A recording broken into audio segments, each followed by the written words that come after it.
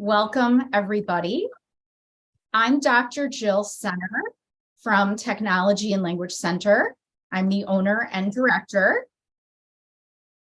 I'm Matthew Bond. I'm Heather Miller-Schwartz. And I am Rami Abudaya. So who is Technology and Language Center? Well, we are a tele-AAC practice serving individuals with complex communication needs. We provide therapeutic services in Illinois, Indiana, and Washington State. And you can find more information about our services by following the link here. Here's some different ways to connect with us. Our email to Technology and Language Center, our website, our Facebook page, and our Twitter handles. You will see this slide at the end of today's presentation. And then we also can sign up for free resources on the Technology and Language website. I'm actually putting that right now in the chat if you want a direct link. This is where you guys can get different resources related to implementation, assessment, including handouts to our presentations. And for tonight, we will put the presentation notes in the chat for you guys that you have it. But just a reminder, if you do sign up for our free resources, it may take up to 20 minutes to get an automated email response with the password into that website link. So we're going to get started with the nitty-gritty. What is augmentative and alternative communication? So AAC, or augmentative and alternative communication, according to the American Speech Language Hearing Association, is an area of clinical practice that addresses the needs of individuals with significant and complex communication disorders characterized by impairments in speech language production and/or comprehension, including spoken and written modes of communication. So I know that's a mouthful, so let's break that down a little bit, okay? Augmentative communication can be used for both speech production, meaning expressive language, but also for language comprehension. In other words, helping children comprehend or understand language. In addition, AAC can be used not only for spoken communication, but also for writing in some individuals. There's another piece I'd like to point out in this that is no longer in the ASHA definition, but was once long ago, and that is that AAC can be temporary or it can be permanent. So where might it be temporary? For example, for a young child who is developing speech, but their speech doesn't yet meet their communication needs. So just wanted to throw some of those little pieces out there that help us break down that definition. And we can even break down it a little further. We can look specifically at the augmentative component of AAC, which is really referred to an approach that is in addition to natural speech and or handwriting. So when we look at it, it's a way for us to enhance and supplement the different modes that your child or individual may be using to communicate. The other part of the AAC is alternative. And really, this is less common that we see, but this is an approach that is clearly a substitute or an alternative to natural speech and or handwriting. But my favorite definition by far is this one. At its most basic level, AAC is anything that helps a person communicate when traditional spoken or written forms of communication don't meet that person's needs. So let's find out who uses it. Well, there's about an estimated 5 million Americans who cannot reliably meet their daily communication needs using natural speech and may benefit from AAC to increase participation in their communities. And we're going to look a little further into this now. Yeah, so this is by no means an all-encompassing list of diagnoses that may or may not be associated with augmentative communication. Like many things, Individuals who use AAC are diverse. They span the age range from early childhood to geriatrics. Individuals may have differing motor skills, differing sensory perceptual skills. So in general, we think about any diagnosis or any condition that can lead to complex communication needs may benefit from augmentative and alternative communication. So in our clinic, we see a large number of individuals who have cerebral palsy, autism spectrum disorder, developmental apraxia of speech, but we also work with individuals who are not listed here. For example, individuals who have Angelman syndrome, individuals who have Rett syndrome, and many, many other developmental disabilities. Von Schutzer and Martinson use these groups for who uses AAC. And these groups are not really meant to diagnose or label. They're more of a way for us to think and guide on who may use it and what their goals of that may support that individual. So we'll break these down a little further and show you some videos to capture it. So the first group is the alternative language group. And the big take-home message about who falls in this alternative language group are individuals with little or no speech, but they also have difficulty understanding language. So for these individuals, it can help with both understanding and using language. So, for example, this may be some individuals with autism, some individuals with intellectual disability, but understand that, again, these are not diagnostic groups. These are not groups where someone's going to be put into a group and then stay there. For example, my little friend here, who was working on comprehending and using language at the same time, and now he's a very accomplished communicator. How about being on your hands? The next group is the expressive language group. And really, when we look at this group, this is the individuals who really got AAC back in the early days of our field. These are those individuals with more severe motor dysfunction, cerebral palsy, dysarthria, and there really is a widening gap between their expressive and their receptive language skills.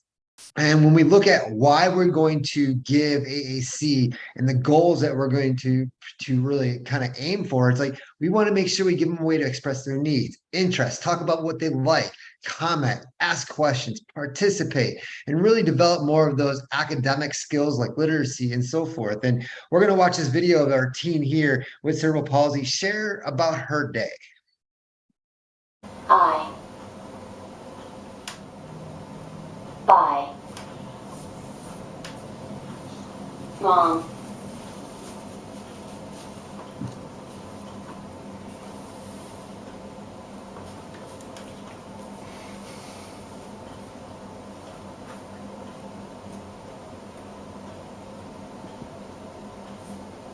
Maw. Mouse.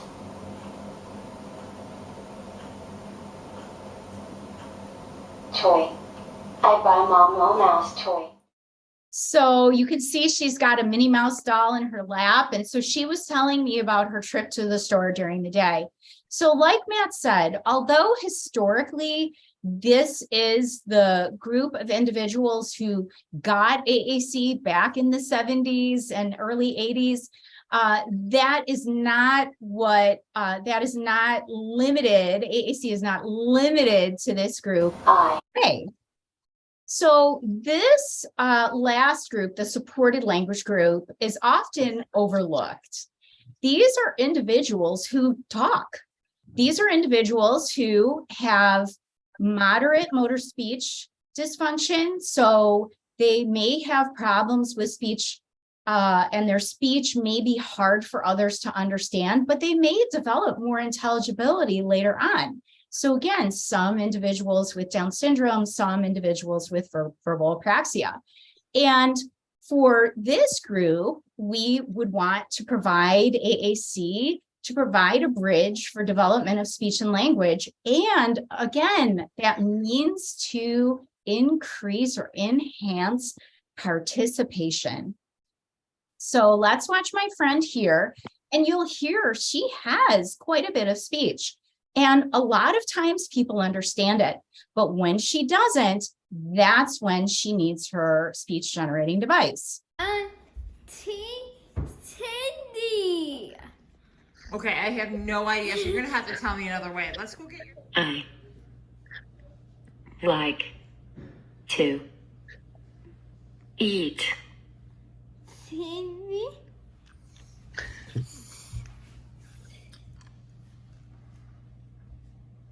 Sticky. Oh, you like to eat sticky. No, tea. Sticky what? One. Cheese. I like to eat sticky cheese. Right? She has so much to say. And the other thing that I want to point out is that notice how her sentences using her communication device were longer than when she was able to use her speech. And so really, for her, this helps to grow that communicative competency. So if we look at the goal of AAC, right, it's about assisting individuals with communication disorders to be more competent in terms of communication, meet their needs, prepare them for the future. And some of the benefits that we know of AAC include, providing someone with a way to express their wants and needs, gives them that way to just have that social interaction with peers, with their siblings, with their parents, with their coworkers, whoever it may be. Increase both expressive and that receptive language skill that Jill talked about a little bit earlier, and give them a way to just talk about new ideas, something novel that's outside of the everyday. And like the video we just saw, give them a way to repair those breakdowns. Right. So think about it, right? A way to express novel ideas. Your kids might be really, really good at communicating themselves when you know the context. But what about if something happens at school during the day and then they come home and they're trying to tell you a story? That's where we see a lot of these communication breakdowns occur. And that's really a very important reason why we want to be thinking about augmentative and alternative communication. So some augmentative and alternative communication involves the use of speech generating devices.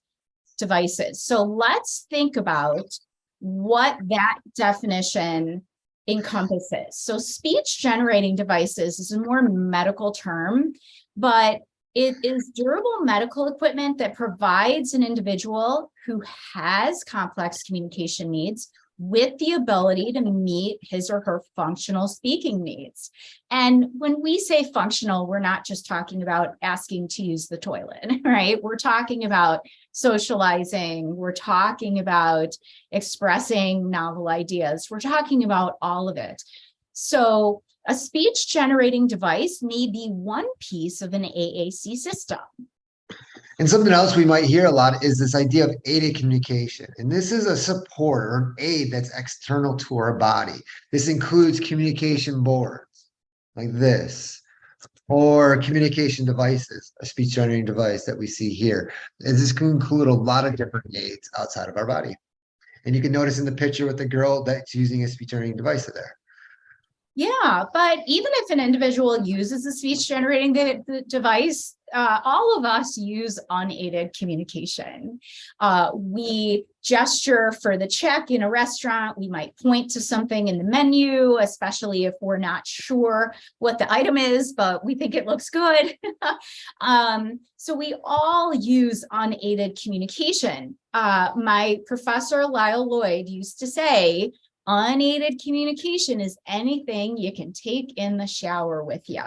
So this young lady, although she has a speech generating device that you can see here, also uses unaided communication like signs, natural gestures, in some cases, eye blinks, eye gaze. All of those things fall under unaided. Right. And as just Jill kind of alluded to, that we all use multiple modes of communication all day, right? We use gestures, we use our body language, we use vocalization, we use our speech, we use facial expressions, we point, we use different symbols. So we use a lot of different modes. And if you look at the picture on the right there, we can take a second there and just go, look at all the different modes there that she expresses that she's happy. Facial expressions, body language, gestures, right? She's really using multi-systems. So when we're looking at AAC, we're not just talking about that speech learning device, right? We're talking about the whole system. We're talking about the network of symbols, of age, strategies, and the skills that that individual uses to communicate, right? We take everything into the equation and just into how it's going to be used. Yeah, sometimes we see a strong preference of some, like, for example, school teams, or sometimes even in the home, to use an augmentative communication system. And I'll give you a perfect example. There was a young lady who I was working with a number of years ago, and she had a very limited device with just a few symbols on it. She had I love you, she had yes and no and more and toilet. And so at one point we asked the young lady a question that was a yes or no question, you know, hey, do you want to get a snack? And she shook her head yes, and she also vocalized, yeah. And someone in the classroom said, tell me on your talker, at which point she spat on the talker and threw it on the ground. And frankly, I don't blame her, because saying yeah and shaking your head yes is an absolutely acceptable means of communication that everybody understands. So we don't need to make our AAC communicators repeat themselves by selecting symbols on the device. Remember, it's about communication. It's not about the device. Right. And a question I know that Jill, Heather, Rami, and I get a lot is my child ready for an evaluation? But what we do know is, according to the National Joint Committee for Communication of Persons with Severe Disabilities, NJC, there are no prerequisites to use AAC. Right. The currently accepted evidence in the literature suggests that no specific skills are prerequisites for successful use of AAC in the broadest sense. AAC is an intervention approach that can be the beginning of communication development for individuals. So when we look at that, we know that we don't have to have a specific skill to start considering AAC. And really, when we dive into assessments with that child, that individual, we look at what are they using to communicate currently? And just like Jill said, are they using their bodies, their gestures? And we take that into consideration with a lot of different information to help kind of look at what would match their needs and support their communication. Yeah, some things that I hear a lot. I hear a child has to be successful with PECs before using a speech generating device. And no, there's no evidence in the literature to suggest that. Child has to be able to isolate an index finger and point prior to using a speech generating device. And also false. So just understand that if someone has told you that your child needs to have certain skills before they can be introduced to augmentative communication, that is not the case. Right. And so does another question that we get a lot too is, does my child need AAC? And I think when we're really looking at that, there's a lot of things that we can look into, but sometimes we need to determine, is your child's ability to speak meeting their needs in all their environments, right? With all the different partners. So like Jill talked about, sometimes we do understand our kids more at home, but what about in school? Or what about if they're in the community? What if they're starting to go into the workforce a little bit? Are they understood in those environments with partners that might not be as familiar with that? Because if so, then we know breakdowns are happening. They can't exchange information. They can't, get their needs met or interact socially. So there's a lot of things that we want to consider. Yeah. We also want to look and see if the child's inability to speak is holding back language development. So think about this. A lot of times children who have complex communication needs may produce some words. They might say, for example, "ba" for ball, but they leave off the ending. Well, then how can someone practice, let's say, just for example, word morphology? So adding a plural S to talk about balls, or to add an ED when we're talking about past tense to walk, we'll make it walked. So we really want to give individuals an opportunity to practice that language. And so sometimes that means we need to be thinking about AAC. And then lastly, can AAC facilitate the development of speech and language? And we're going to talk about that in just a moment. So Jill, how do I pick the right device? Well, Matt, AAC is not one size fits all. And I think that one of the things that we see a lot online in some of the AAC groups out there is, whether it be parents or like you, or whether it be school staff, people are asking the question, what's your favorite device? What device do you use in your classroom? What device does your child have?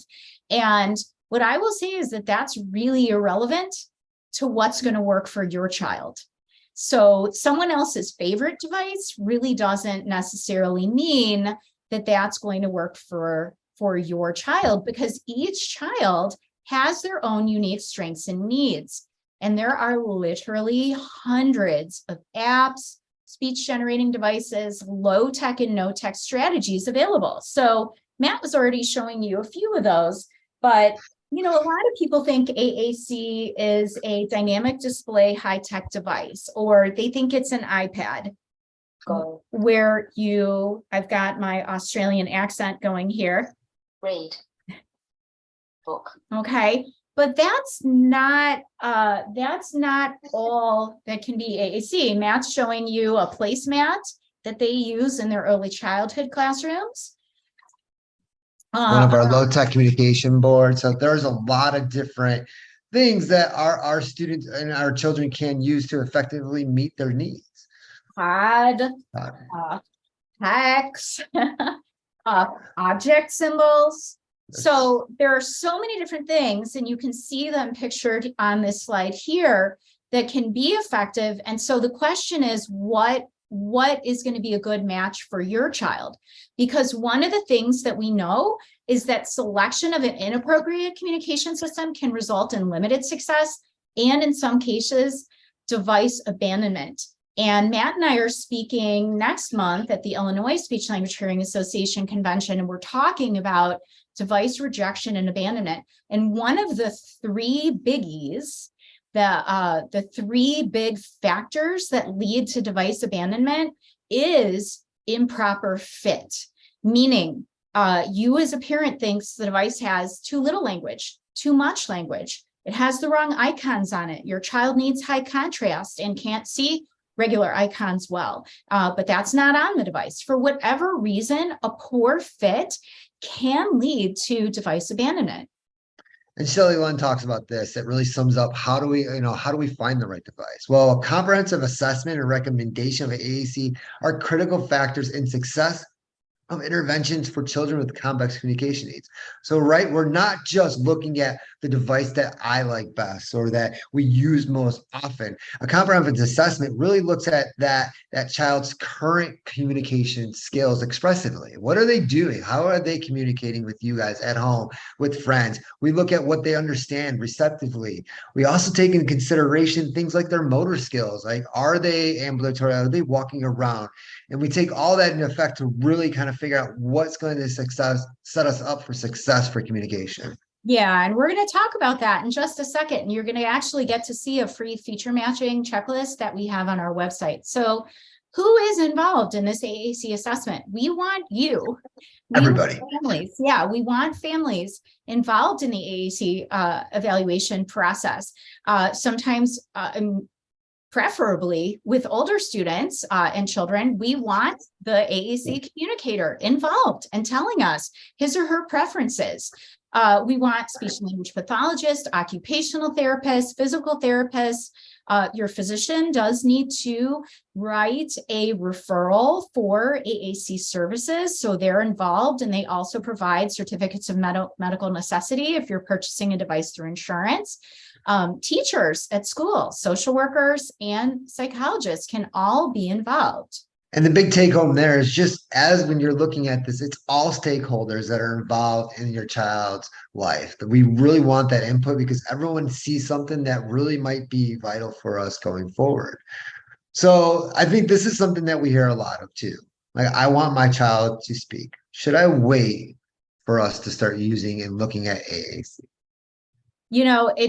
No matter how many, I feel like, papers come out or presentations we do, this myth persists that AAC will somehow interfere with your child talking, that it will make them complacent because they have this easy way to communicate. They won't want to try to speak. That is just not what the literature tells us. And in fact, not only does AAC not inhibit the development of speech, but in some individuals with aphasia, apraxia, dysarthria, autism, and cognitive impairment, AAC can actually facilitate the development of speech. Now, we don't give a speech language, we don't give an AAC device, we don't do an assessment thinking, oh, I'm going to provide this so that my child will talk. But I will tell you that in many cases, there are ways that an AAC device does facilitate that. Right? Because think about it, it's scaffolds. It gives us a scaffold into just building that language and that communication. And the one I think that really is powerful is that a lot of our kids get to see the success of communication. They're just successful. They're talking about the things that they want. They're talking about the things that they need, and they're getting that success. So they're having more opportunities, which is huge. We know many of our kids that have complex communication needs are frustrated, whether sometimes we see challenging behaviors or just say shut down a lot more. Well, we see when you do start giving them AC, they reduce some of that frustration. We give the parents and peers and siblings, there's just way more elicitation for them to respond because they also now your child has a way to respond back. So let me give you an example of this cycle, right? This increased communicative success, reduced communicative frustration, and caregiver response, right? So your child is saying duh, duh, duh. And if you don't have any context, you don't know what that means, right? So if your child starts saying duh, duh, duh, and we add a sign for it, this is a sign for dog, then all of a sudden, we, the communication partner, say, oh, yes, I see the doggy. Let's go over. Let's go pet the dog. Oh, he barked. That's loud. And so now your child is seeing the success of communication, but also you're giving a lot more language input because you understood that they were talking about the dog instead of thinking like, I have no idea what you were trying to say there, or thinking, oh, maybe they were babbling. Maybe it's just jargon. So couple other things that we have, it increases control over the topic of conversation. So this is huge. When I was finishing my doctoral work, I remember I had not seen a movie in like 3 years.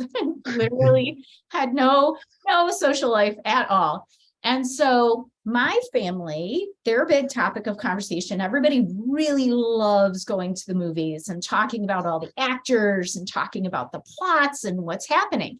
And during this time, when they would bring up the topic of movies, they'd say, oh my gosh, did you see such and such film?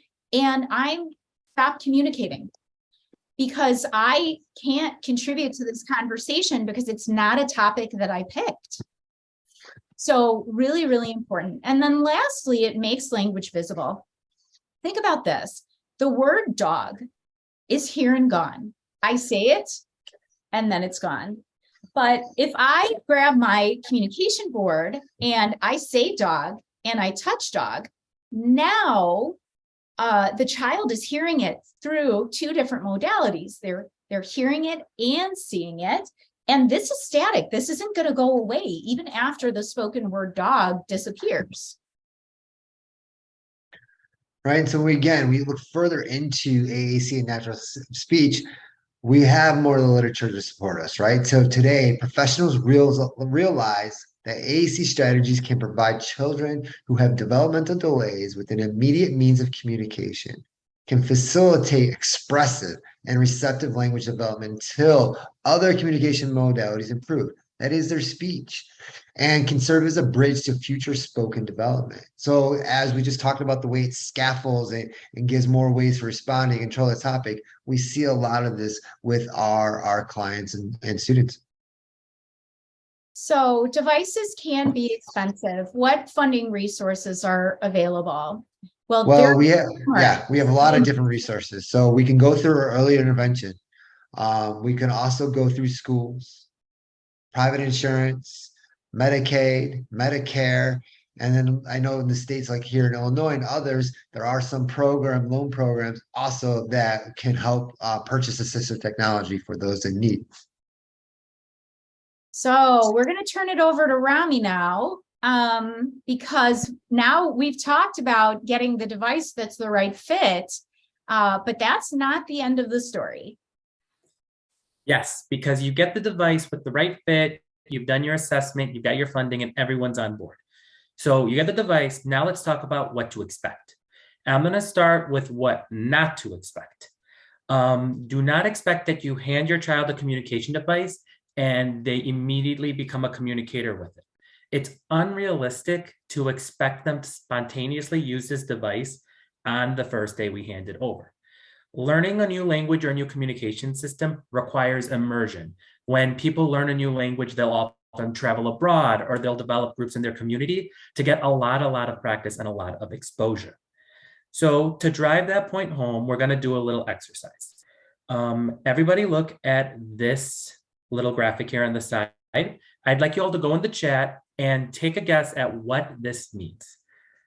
And also keep in mind that when we are being communication partners, we often get the written cue or we have the benefit of depending on literacy. For some of our communication partners and our kids, they don't get that benefit. So they really need to see us use it. So I'm going to pop open the chat. I'm seeing there's someone who said push.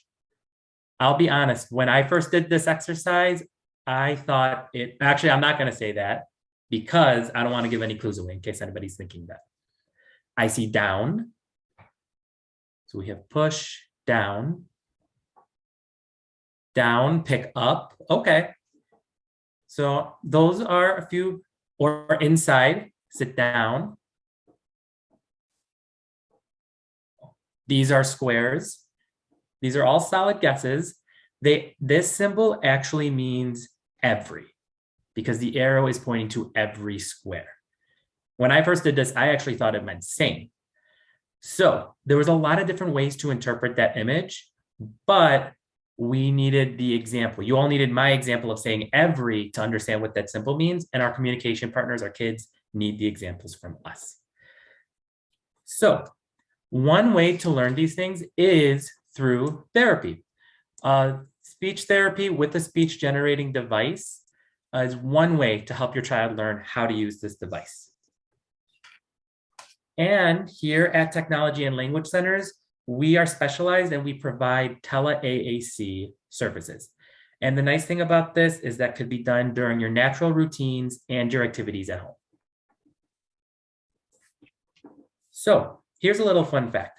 You're doing teletherapy at home, and even though teletherapy is on a computer, it does not have to be done sitting in front of the computer screen. Oftentimes when I'm working with families on telehealth, I might have them running to the couch to pick up a toy and then bringing it over to mom who has a little dinosaur puppet, and they're eating that. And we're coaching family and we're implementing strategies into a play activity like that. So it does not have to be in front of a screen. The things that you do need in therapy services. Therapy should be based on evidence-based techniques. There should be research behind it. There should be a common consensus based on all the research and the great information we have. And activities should be designed to help your child meet his or her individualized goals. So therapy does not have to be in front of a computer screen. It does have to be evidence-based and individualized. That's how we're going to see success. And when we do have those two qualities, we see a lot of benefits. We see an increased access to well-trained and experienced AAC professionals, like, you know, everyone on this team and all the therapists who do trainings and everything like that. We see increased parent involvement. This is really, really big. One of my favorite parts of therapy sessions is the coaching and collaboration that we get to do. I always say that we're the experts in communication and AAC, and our families are the experts in the child, in the family, in routines and dynamics, and we get to collaborate to make a therapy is really going to work for their child. Intervention in everyday meaningful routines and activities. This is really impactful because our kids get to see the impact of their communication on the world, just like Jill mentioned with that dog example. Seeing that happen is so meaningful. And the fact that it's in routines mean they get more opportunities to see our examples and to practice those communication skills. Skills that are practiced in the natural environment is really important. And that's another big benefit of tele-AAC. Increased likelihood of maintenance and generalization of that skill. That's another big benefit of being in the natural environment. You don't have to learn the skill in one area and then put in all this work to carry that skill over to the new area or the new routine. You learned it in that setting, and that really helps implementation. And reduced travel time is a really, really big thing as well. Thank you, Rami. Yeah, so I do want to just point out that that I think that it's very interesting kind of making this shift for us. And we did make this shift actually prior to COVID. But what we have been finding is that we are really getting this better generalization of skills, because I'm not taking the child into a little room with the parent waiting in the waiting room while I do my therapy. You know, everybody gets to see the supports that can help facilitate communication. And that's a really nice segue into Heather's section. Another way to support individuals learning to use AAC is through family training. Problems may occur when families are not provided training on ways to integrate the use of the assistive device in naturally occurring activities. Too often, we experience brief trainings, which might take place in a therapy session or in a clinic room or after an IEP meeting, where we go through the device and we do it quickly, and families don't see exactly how it's used within their home while they're interacting in their activities that they do every day with their child. As a result, the device may be seen as a burden, as opposed to a facilitative tool to increase participation of their child in daily activities. Some families may even develop negative attitudes and perceptions, which can become barriers to AAC implementation and lead to device abandonment. As Blackstone stated in 2006, being an effective communication partner or AAC facilitator is not intuitive. It often requires one to change long-established unconscious ways of communicating. When interacting with individuals who use AAC, untrained communication partners will often control the topic of conversation.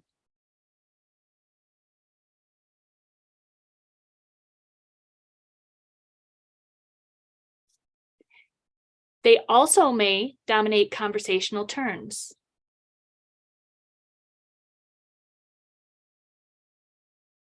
And then our complex communicators are acting as respondents in many of the communication opportunities. We also see that communication partners are often more directive and often more demanding of specific responses. These behaviors may negatively affect communication development in children with complex communication needs. In 2013, Kaiser and Wright suggested that to adequately support children who are learning to language using an AAC system, adults, including parents, must have specific skills in 3 different areas. Number 1, adults must learn to notice and respond to their child's communication using their child's own mode of communication, for example, the AAC system paired with spoken language. Number 2, adults must learn strategies for responding to their child's communication attempts. And then lastly, number 3, adults must learn strategies for modeling on their child's AAC system. The SMORRES training program is based on decades of research in effective practices in communication partner instruction. The SMORRES training program is an 8-step evidence-based program that focuses on teaching communication partners to provide AAC modeling on a child's existing AAC system. And I do want to point out that in teaching partner augmented input or AAC modeling, families often learn strategies for responding to children's communication and become more familiar with the mode of communication.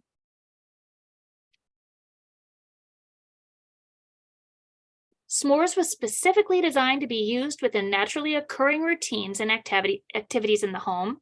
It focuses on promoting the use of partner augmented input, which you may have also heard being called AAC modeling, and it also uses the child's current AAC system. While parent coaching is beneficial for parents of all children with communication impairments, it's well documented that the use of parent coaching is particularly important in interventions with children with complex communication needs.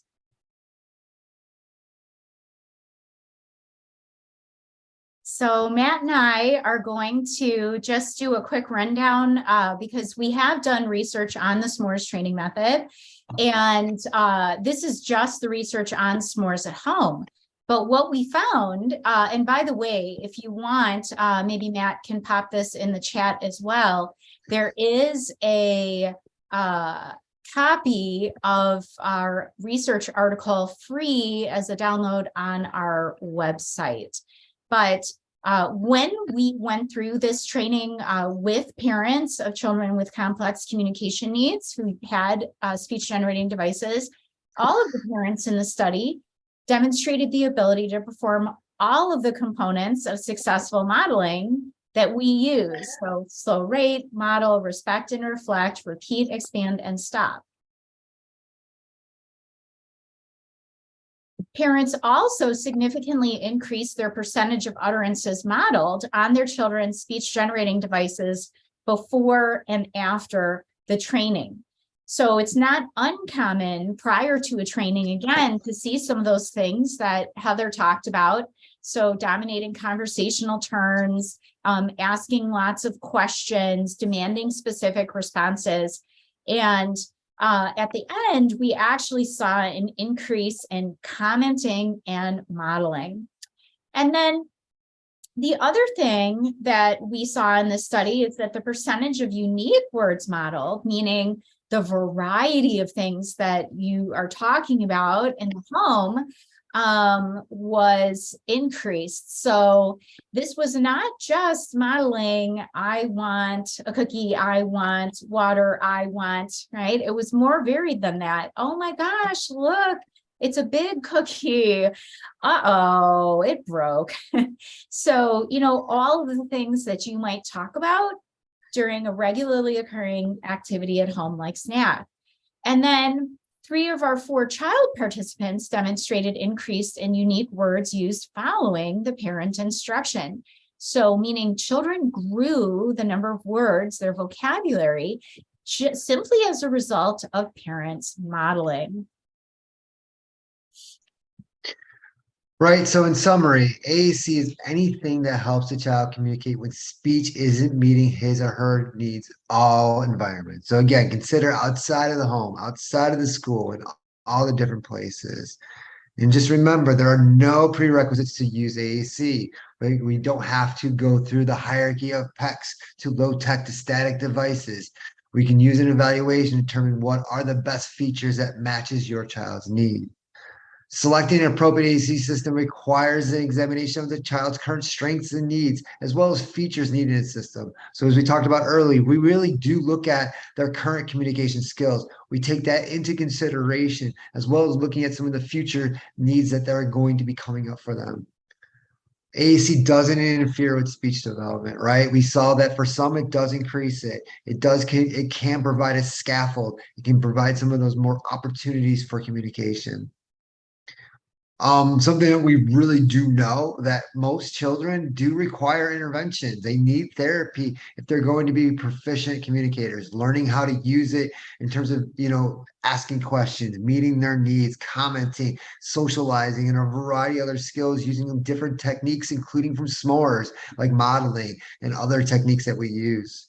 A big part of our stuff is really looking at communication partners. We know that the success and to ensure that abandonment won't happen is that we really do require communication partner involvement, including, family members, peers, siblings, looking at those in the different environments they can do. And just remember, everybody can communicate. So we're going to open up the floor to questions now. If you have a question, please feel free to write it in the chat. If we don't get to your question during this presentation, you can email me or Matt at the numbers listed below, at the email addresses listed below on your screen. And also, here are just some other ways to get in touch with us.